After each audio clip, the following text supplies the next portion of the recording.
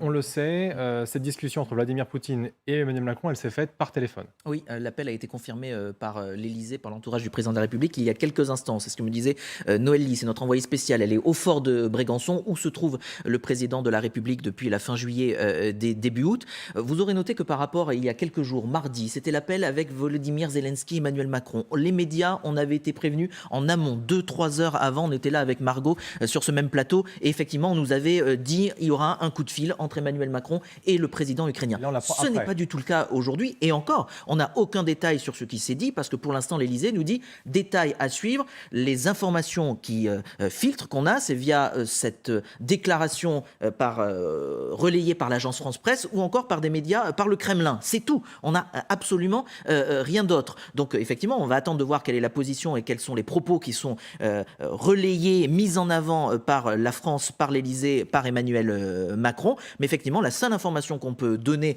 venue de la France, de Paris, enfin du fort de Brégançon pour le coup, c'est un appel a bien eu lieu entre Emmanuel Macron et le président russe. Julien Margot le disait, hein, ça faisait un petit moment que les deux ne s'étaient pas directement parlé. On avait cru à un moment que la relation était un peu brouillée, que parce que Emmanuel Macron avait tenu des propos assez durs envers la Russie en Afrique il y a quelques semaines, les relations étaient très tendues. Est-ce que c'est encore le cas? On ne connaît pas évidemment la nature des échanges, mais on imagine que ça a été franc et que malgré tout, c'est une bonne nouvelle parce que le dialogue est repris. Oui, alors il y avait eu plusieurs, je dirais, petits épisodes qui avaient cristallisé les relations entre le Kremlin et l'Élysée.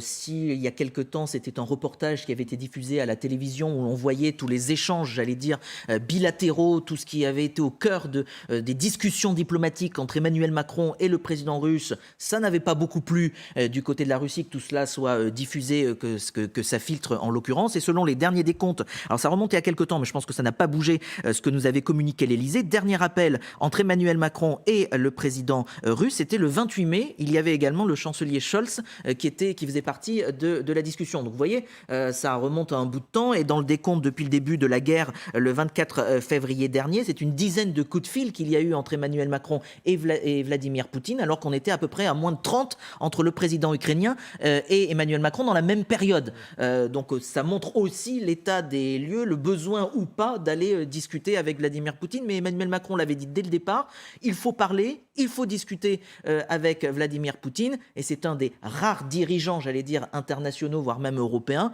Emmanuel Macron, qui discutait et qui discute donc aujourd'hui avec le président russe. Vincent Hugeux, on ne peut que se réjouir que ce dialogue reprenne, hein. Bien sûr, toute question de la centrale de Zaporijia à part, le dialogue reprend et c'est bien.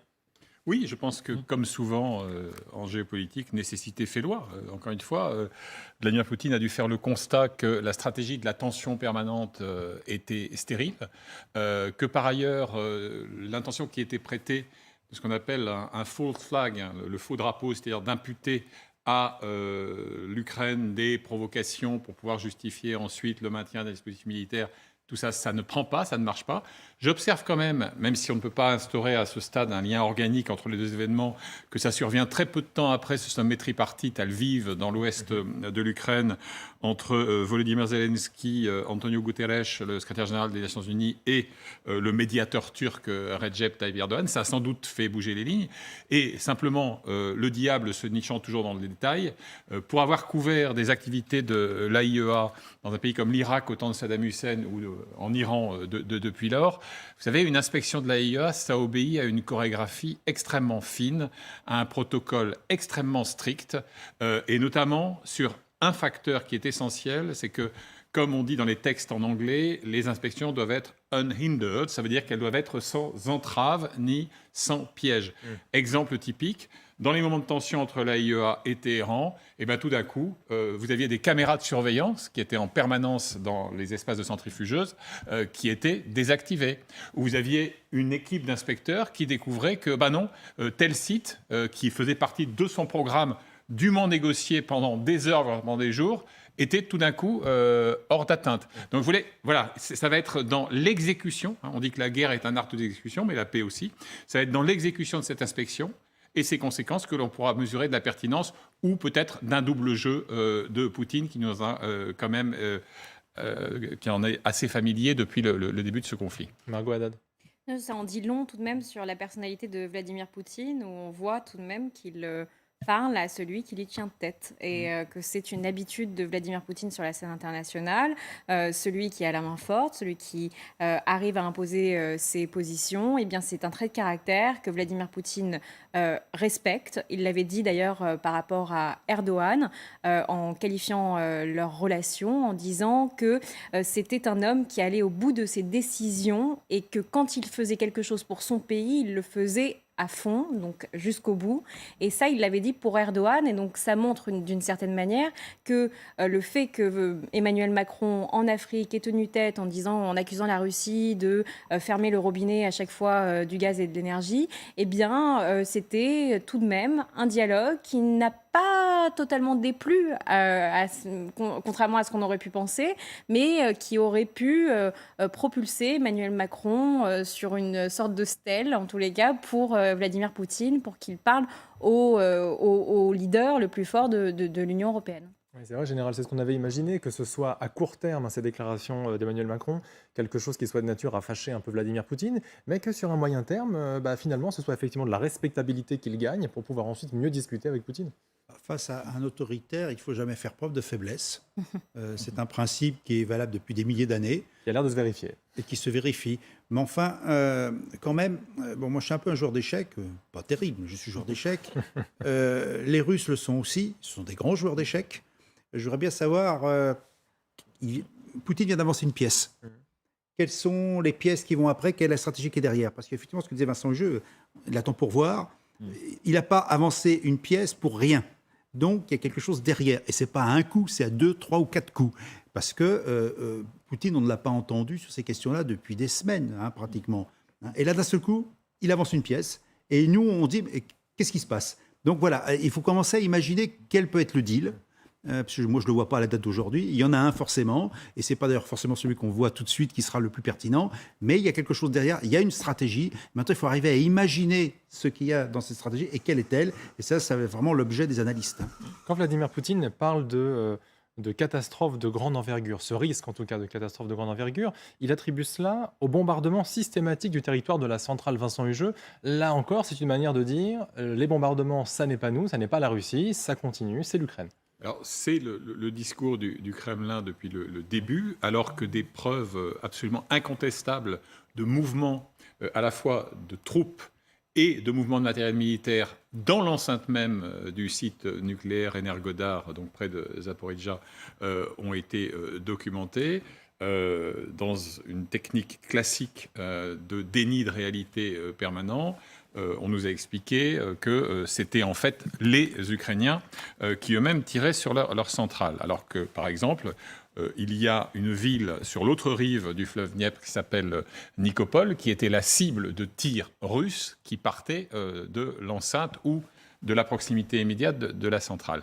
Si on essaye de comprendre, je suis encore un bien plus piètre joueur d'échecs que le général, mais dans cette logique-là, du coup d'après ou des coups d'après, je me demande, et je réfléchis à voix haute, si il ne faut pas inscrire ça en prenant un petit peu de hauteur dans l'ensemble de la conflictualité du moment. Qu'est-ce qui se passe? Vous avez des troupes russes qui, malgré des gains totalement marginaux, patinent à l'est, qui sont exposées dans le sud à une résistance extrêmement active et à des déconvenues cruelles sur la Crimée. Il y a peut-être la nécessité pour Vladimir Poutine d'une forme de diversion positive pour reprendre un peu la main et apparaître comme un interlocuteur crédible. Mais voilà, encore une fois, je n'irai pas au-delà de cette hypothèse. J'attends avec appétit et curiosité ce que seront les modalités précises d'inspection, les dates, la composition.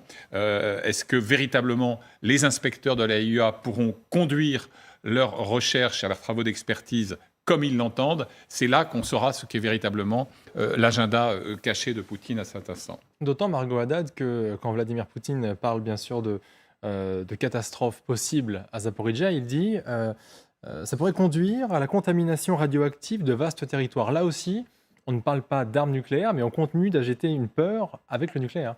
Oui, alors il faut bien séparer les deux. Le nucléaire civil et le nucléaire militaire, ce n'est pas la même chose. Et là, on parle de nucléaire civil et donc de cette centrale qui alimente en électricité l'Ukraine. Ce qui est intéressant, c'est que Antonio Gutiérrez, qui est actuellement à Odessa pour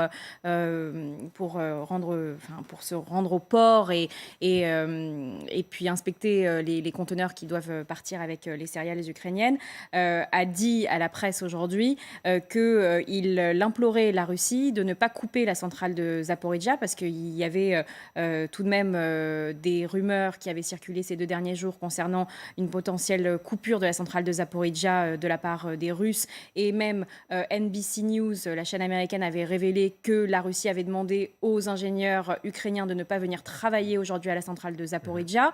Pour l'instant, on n'a pas eu de confirmation concernant cette information, mais Antonio Gutiérrez, qui est le secrétaire général de l'ONU, a dit que la Russie ne devait pas couper cette électricité parce que cette électricité était ukrainienne. Et ça, il l'a souligné une nouvelle fois à quelques minutes avant un rendez-vous téléphonique entre Emmanuel Macron et Vladimir Poutine. Donc, ce sera très intéressant de voir exactement ce qui a été dit également entre Vladimir Poutine et Emmanuel Macron, parce que pour l'instant, on a très peu d'informations qui filtrent. Julien, je vous laisse me confirmer ça, mais pour l'instant, on a très très peu d'informations. L'Élysée ne communique pas. Voilà, donc l'Élysée ne communique pas, et ce serait intéressant de savoir exactement quelle a été la sémantique de cet échange téléphonique pour savoir dans quelle modalité va être mise en place cette enquête de l'AIEA. Est-ce qu'on